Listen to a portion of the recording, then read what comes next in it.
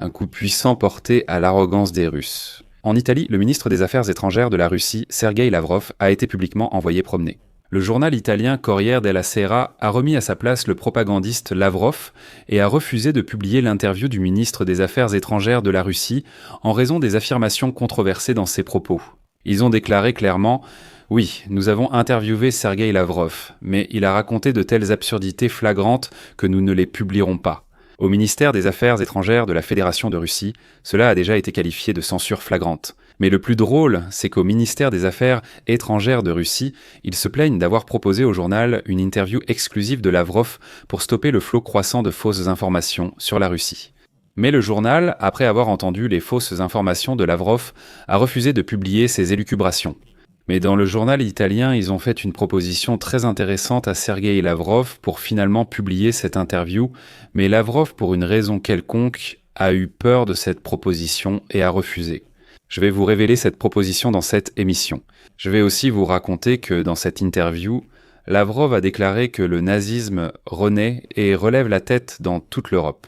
On a déjà entendu ça quelque part. Je m'appelle Alexei Petchi, discutons ensemble de ce sujet. Mais avant de commencer, je vous demande de vous abonner à cette chaîne, de mettre un like et d'écrire un commentaire détaillé sous cette vidéo. De plus, abonnez-vous à ma chaîne Telegram Petchi News. Le lien se trouve dans la description de cette vidéo. Là-bas, nous publions des nouvelles en temps réel dès qu'elles arrivent.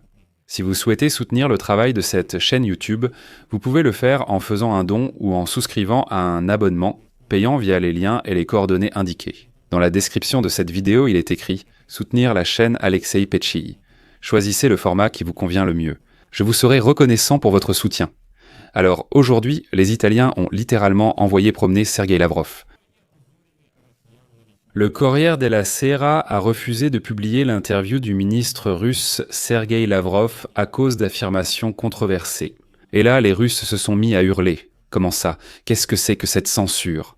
Aujourd'hui, le ministère russe des Affaires étrangères a reproché au journal d'avoir refusé une interview exclusive de Sergueï Lavrov pour, je cite, « Swansiparo des Spritoles », stopper le flux croissant de fake news sur la Russie dans les médias italiens.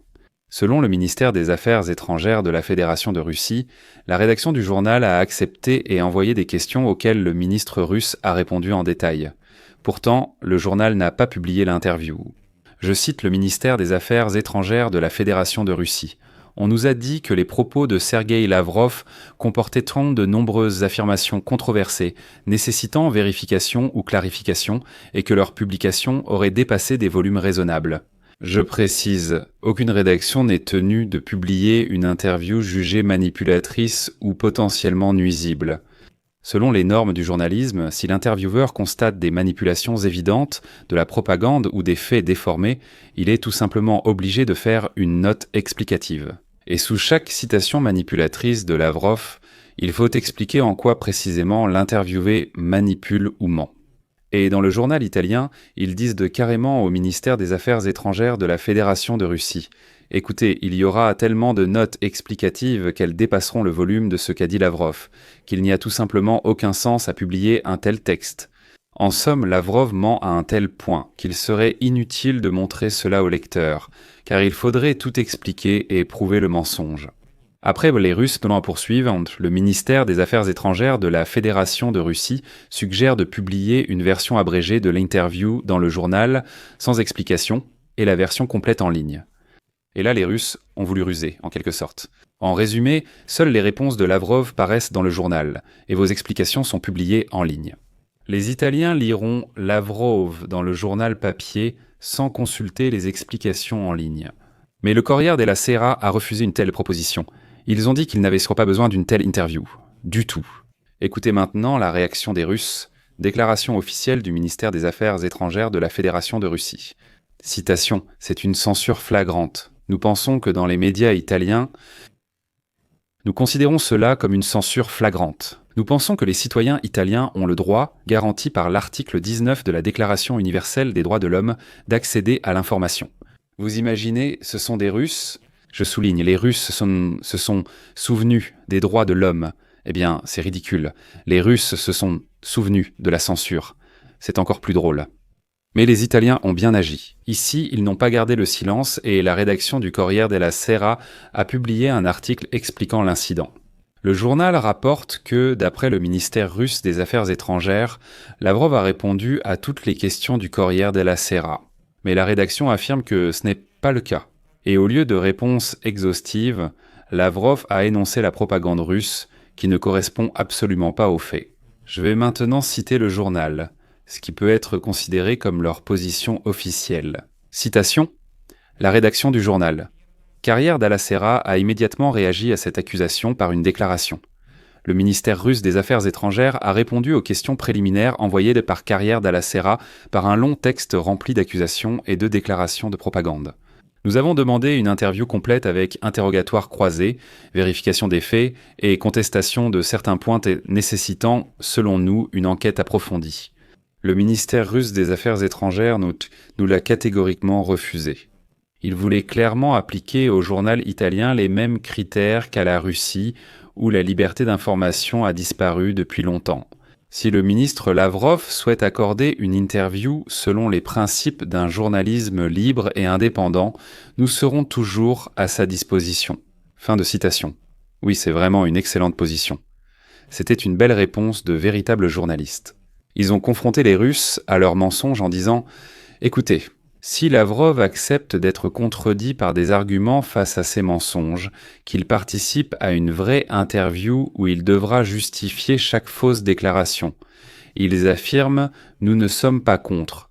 Nous publierons l'interview, mais il devra répondre correctement. » Et quand une telle position a été annoncée aux Russes, Lavrov a soudainement refusé lui-même.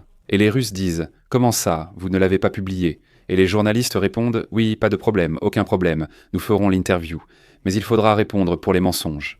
Mais qu'a donc dit Lavrov pour que les Italiens choisissent de ne pas publier ? Ici, il n'est pas utile de chercher loin. Le ministère russe des Affaires étrangères a publié sur son site les réponses de Lavrov au journal italien. Je ne vais pas tout citer. Si cela vous intéresse, consultez le site du ministère russe des Affaires étrangères. Je vais seulement citer Lavrov. Il déclare que, selon les Russes devenus fous, le nazisme aurait soi-disant relevé la tête non seulement en Ukraine, mais aussi dans toute l'Europe. C'est pourquoi les Russes sont prêts à mener une guerre contre le nazisme, comme pendant la Seconde Guerre mondiale. Jusqu'à la victoire totale, Lavrov, honnêtement, je pense qu'il a perdu la raison. Son cerveau ne fonctionne plus vraiment. Je vais citer Lavrov. Voilà ce que les Russes attendaient que les Italiens publient dans leur journal. Citation de Lavrov. Nous œuvrons et nous réussirons à ramener l'Ukraine à des fondements sains et durables de sa souveraineté.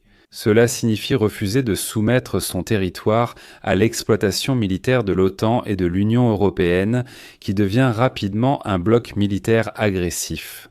La purification de l'idéologie nazie interdite à Nuremberg, le rétablissement de tous les droits pour les Russes, les Hongrois et toutes les autres minorités nationales. Il est révélateur que les élites de Bruxelles, en poussant le régime de Kiev vers l'Union européenne, taisent de la discrimination flagrante contre les peuples non autochtones. Ainsi, Kiev qualifie étonnamment les Russes vivant en Ukraine depuis des siècles. Et pourtant, il présente la junte de Zelensky comme défendant les valeurs européennes. C'est une preuve supplémentaire que le nazisme relève à nouveau la tête en Europe. De quoi réfléchir, surtout car à l'Organisation des Nations Unies, l'Allemagne, l'Italie et le Japon votent désormais contre la résolution annuelle de l'Assemblée générale sur l'inadmissibilité de la glorification du nazisme. Les Occidentaux admettent mener, par les Ukrainiens, une guerre par procuration contre la Russie qui se poursuivra après la crise actuelle. Ce n'est pas la première fois que nous arrêtons des agresseurs fascistes et nazis. C'était ainsi pendant la Seconde Guerre mondiale, et il en sera de même cette fois-ci. Oui, les amis, sur ce délire de Lavrov que le journal italien n'a pas publié. À vous d'en tirer les conclusions. Je m'arrête ici. Donnez votre avis et vos conclusions en commentaire, abonnez-vous, activez la cloche et mettez un like. C'est tout pour aujourd'hui, prenez soin de vous, à bientôt à tous. Sous-titres.